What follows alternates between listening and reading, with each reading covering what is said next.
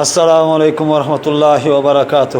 الحمد للہ رب العالمین والصلاة والسلام علی رسول اللہ، اما بعد فإن خیر الحدیث کتاب اللہ وخیر الہدی ہدی محمد صلی اللہ علیہ وسلم وشر الامور محدثاتها وكل محدثة بدعة وكل بدعة ضلالة وكل ضلالة في النار۔ قال الله تعالى في كلام المجيد والفرقان الحمید، إياك نعبد وإياك نستعين۔ تمام قسم کی حمد و ثنا اللہ وحدہ لا شریک کے لیے سزاوار ہے، جو تمام جہانوں کا پیدا کرنے والا، پالنے والا ہے۔ ہزاروں کروڑوں درود و سلام ہو نبی پاک صلی اللہ علیہ وسلم کی ذات پر، آپ کی آل پر اور آپ کے اصحاب پر۔ قبروں سے فیض کے عقیدے کا تحقیقی جائزہ۔ ہم دن میں 5 مرتبہ، ہم روزانہ 5 وقت کی نمازوں کی تمام رکعتوں میں یہ عظیم وعدہ اللہ رب العزت سے کرتے ہیں، ایاک نعبد و ایاک نستعین، اے اللہ ہم تیری ہی عبادت کرتے ہیں، اور اے اللہ ہم تجھ سے ہی غائب میں مدد مانگتے ہیں، تجھ سے ہی مدد کی دعا کرتے ہیں۔ اور سورہ فاتحہ آیت نمبر 4، وَإِذَا سَأَلَكَ عِبَادِي عَنِّي فَإِنِّي قَرِيبٌ أُجِيبُ دَعْوَةَ الدَّاعِ إِذَا دَعَانِ فَلْيَسْتَجِيبُوا لِي وَلْيُؤْمِنُوا بِي لَعَلَّهُمْ يَرْشُدُونَ۔ ترجمہ آیت مبارکہ، اے محبوب صلی اللہ علیہ وسلم، اور جب آپ سے میرے بندے میرے متعلق پوچھیں تو آپ صلی اللہ علیہ وسلم فرماؤ، یقیناً میں بالکل نزدیک ہوں، قبول کرتا ہوں پکارنے والے کی پکار کو جب وہ مجھے پکارتا ہے۔ بس انہیں بھی چاہیے کہ میرا حکم مانیں، میری عبادت کریں، اور دعا بھی مجھ ہی سے مانگیں اور مجھ پر ایمان لائیں تاکہ وہ کامیابی پا سکیں۔ سورہ بقرہ آیت نمبر 186 186۔ امن یجیب المضطر، امن یجیب مضطر اذا دعاؤ ویکشف السوء ویجعلکم خلفاء الارض الہ مع اللہ قلیلا ما تذکرون۔ ذرا بتاؤ تو کون قبول کرتا ہے بے قرار کی فریاد کو جب وہ اس اللہ کو پکارے اور دور کر دیتا ہے تکلیف کو، اور تمہیں زمین میں خلیفہ بناتا ہے؟ کیا اللہ تعالیٰ کے سوا اور کوئی معبود بھی ہے؟ مگر تم اس حقیقت پر کم ہی غور فرماتے ہو۔ سورہ نمل آیت نمبر 62-62۔ امام الانبیاء والمرسلین صلی اللہ علیہ وسلم نے سیدنا ابن عباس رضی اللہ تعالیٰ عنہ کو نصیحت فرمائی، اے بیٹے تو اللہ تعالیٰ کے احکام کی حفاظت کر، اللہ عز و جل تیری حفاظت فرمائے گا۔ اللہ عز و جل کے حقوق کا خیال رکھ، تو اسے اپنے سامنے پائے گا، اور جب تو سوال کرے تو صرف اللہ عز و جل سے سوال کرنا، اور جب تو مدد طلب کرے تو صرف اللہ عز و جل سے مدد طلب کرنا، اور جان لے کہ اگر پوری امت بھی جمع ہو کر تجھے کوئی فائدہ پہنچانا چاہے تو نہیں پہنچا سکے گی مگر جو اللہ تعالیٰ چاہے، اور اگر پوری امت جمع ہو کر تجھے کوئی نقصان پہنچانا چاہے تو نہیں پہنچا سکے گی مگر جو اللہ تعالیٰ چاہے۔ قلم اٹھ گئے اور صحیفے خشک ہو گئے۔ جامعہ ترمذی کتاب ثقل قیامہ حدیث نمبر 2516۔ مندرجہ بالا آیات اور صحیح حدیث پڑھنے کے بعد دعائے غائب میں مدد کے لیے پکارنے سے متعلق 2 اہم ترین نتائج نکلتے ہیں۔ نمبر 1، دعا عبادت کی ایک اعلیٰ قسم ہے اور اللہ عز و جل کے ساتھ خاص ہے۔ نمبر 2، اللہ عز و جل کے علاوہ کسی اور سے دعا مانگنا گویا اسے معبود بنا لینے کے مترادف ہے، لہٰذا یہ عمل خالصتاً شرک اور ناقابل معافی گناہ ہے، نعوذ باللہ ہے۔ سیدہ عائشہ رضی اللہ تعالیٰ عنہ روایت کرتی ہیں کہ جب رسول اللہ صلی اللہ علیہ وسلم مرض وفات میں مبتلا تھے تو بار بار اپنی چادر کو اپنے چہرہ مبارک پر ڈالتے، اور جب چادر کی وجہ سے گھبراہٹ شروع ہو جاتی تو اسے اپنے چہرے مبارک سے ہٹا دیتے، اور اسی حال میں فرماتے جاتے تھے، لعن اللہ یہود والنصارى اتخذوا قبور الانبیاء مساجدا۔ ترجمہ، اللہ رب العزت کی لعنت ہو یہود و نصارہ پر، یہودیوں اور نصرانیوں پر، کہ انہوں نے اپنے انبیاء علیہ السلام کی قبروں کو سجدہ گاہ بنا لیا تھا۔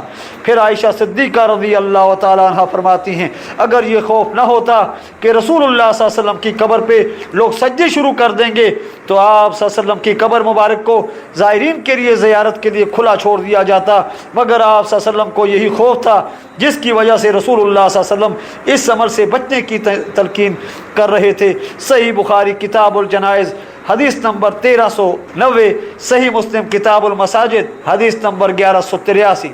سیدہ عائشہ رضی اللہ تعالیٰ عنہ کا بیان ہے کہ امہات المومنین سیدہ ام سلمہ اور سیدہ ام حبیبہ رضی اللہ تعالیٰ عنہما نے رسول اللہ صلی اللہ علیہ وسلم کے سامنے مرض وفات میں ایک گرجے کا ذکر کیا جو انہوں نے سرزمین حبشہ میں دیکھا تھا، اور اسے ماریا کہا جاتا تھا، اور انہوں نے اس گرجے میں لٹکی ہوئی کچھ تصاویر کا بھی ذکر کیا رسول اللہ صلی اللہ علیہ وسلم کے سامنے، تو رسول اللہ صلی اللہ علیہ وسلم نے ارشاد فرمایا، یہ لوگ ایسے تھے کہ جب ان میں سے کوئی نیک آدمی مر جاتا تو وہ اس کی قبر پر مسجد بنا لیتے اور پھر اس میں اس کی تصویر لٹکا دیتے۔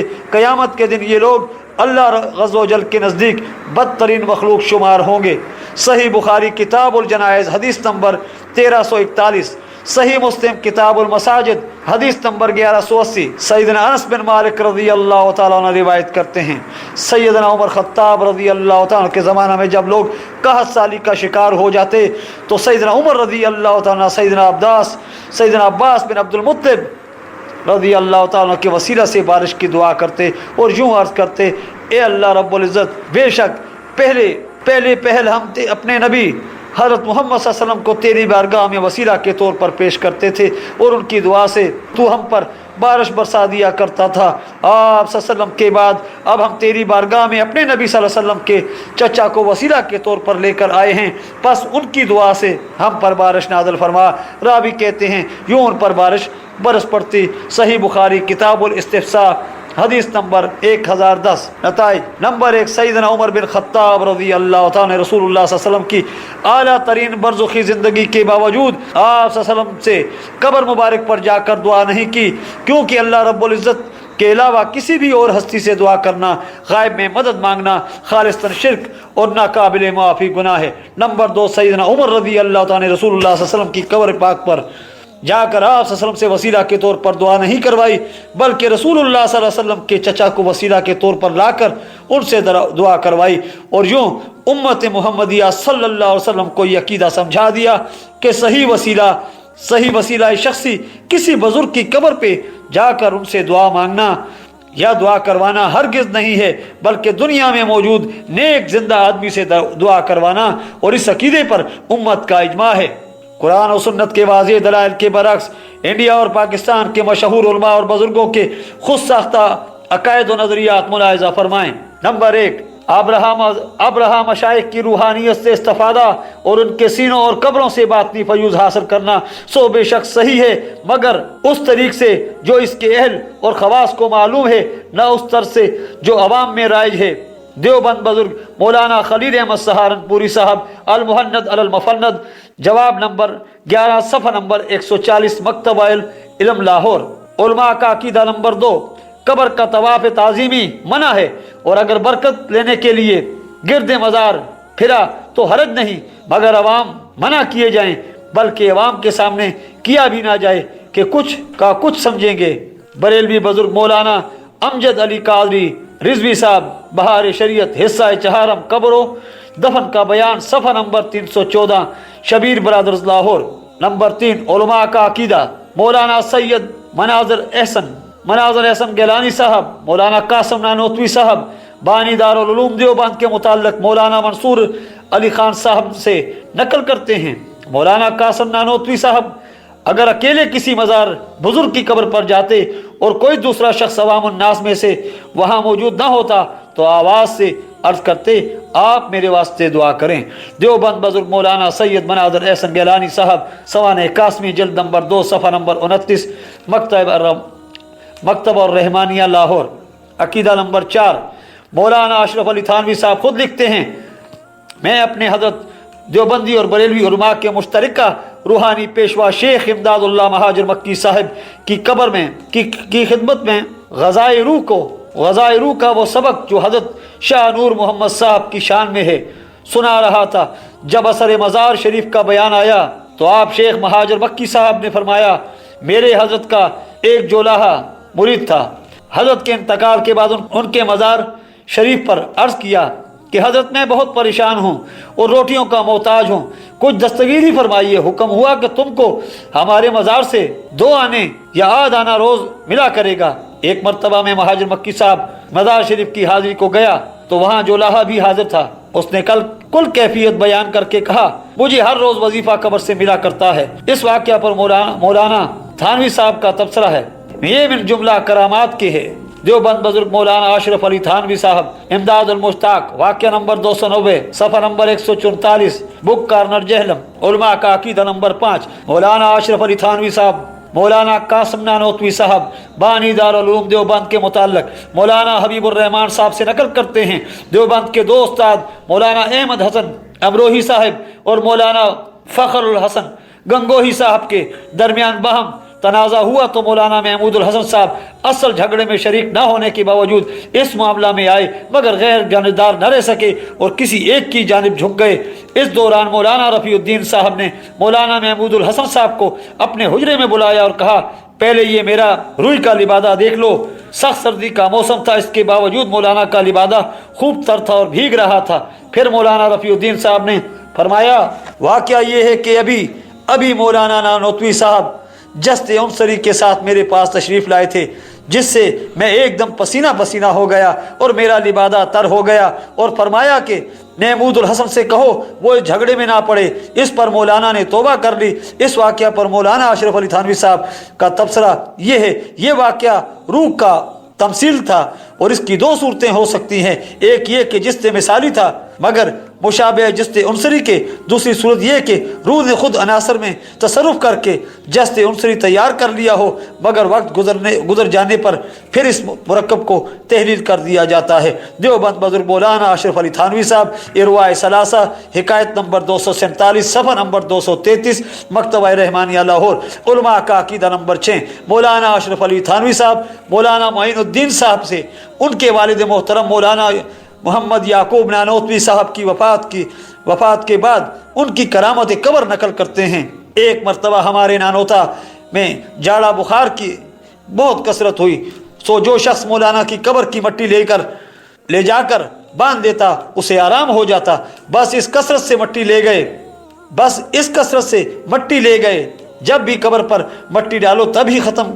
کئی بار ڈالی، کئی مرتبہ ڈال چکا، پریشان ہو کر ایک دفعہ مولانا کی قبر پر جا کر کہا، آپ کی تو کرامت ہو گئی اور ہماری مصیبت ہو گئی، یاد رکھو اگر اب کے کوئی اچھا ہوا تو ہم مٹی نہ ڈالیں گے، ایسے ہی پڑے رہو گے، لوگ جوتے پہنے تمہارے اوپر ایسے ہی چلیں گے۔ بس اسی دن سے پھر کسی کو آرام نہ ہوا، پھر شہرت ہو گئی کہ اب قبر سے آرام نہیں ملتا، پھر لوگوں نے مٹی لے جانا بند کر دیا۔ دیوبند بزرگ مولانا اشرف علی تھانوی صاحب، ارواء ثلاثہ، حکایت نمبر 366، صفحہ نمبر 302، مکتبہ رحمانیہ لاہور، علماء کا عقیدہ نمبر 7۔ تبلیغی جماعت کے بزرگ مولانا محمد زکریا سہارنپوری صاحب لکھتے ہیں، عرب کی ایک جماعت ایک مشہور سخی کریم کی قبر پر گئی، دور کا سفر تھا، رات کو وہاں ٹھہرے۔ ان میں سے ایک شخص نے اس قبر والے کو خواب میں دیکھا، وہ اس سے کہہ رہا ہے کہ تو اپنے اونٹ کو میرے بختی اونٹ کے بدلہ میں فروخت کرتا ہے۔ خواب دیکھنے والے نے خواب میں ہی معاملہ کر لیا، وہ صاحب قبر اٹھا اور اس اونٹ کو ذبح کر دیا۔ جب یہ اونٹ والا نیند سے اٹھا تو اس کے اونٹ کے خون جاری تھا، اس نے اس کو ذبح کر دیا اور گوشت تقسیم کر دیا۔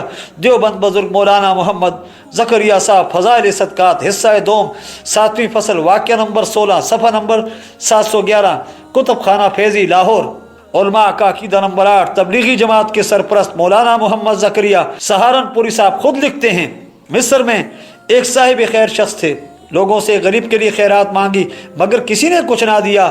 یہ سب سے مایوس ہو کر ایک سخی کی قبر پر چلے گئے اور اس کی قبر پر بیٹھ کر سارا قصہ بیان کر دیا اور وہاں سے اٹھ کر چلے گئے۔ رات کو ان صاحب نے قبر والے کو خواب میں دیکھا، وہ کہہ رہا تھا، میں نے تمہاری ساری بات سن لی تھی مگر مجھے جواب دینے کی اجازت نہ ہوئی۔ تم میرے گھر والوں کے پاس جاؤ اور ان سے کہو کہ مکان میں فلاں جگہ سے 500 اشرفیاں اس فقیر کو ادا کر دیں۔ وآخر دعوانا الحمدللہ رب العالمین۔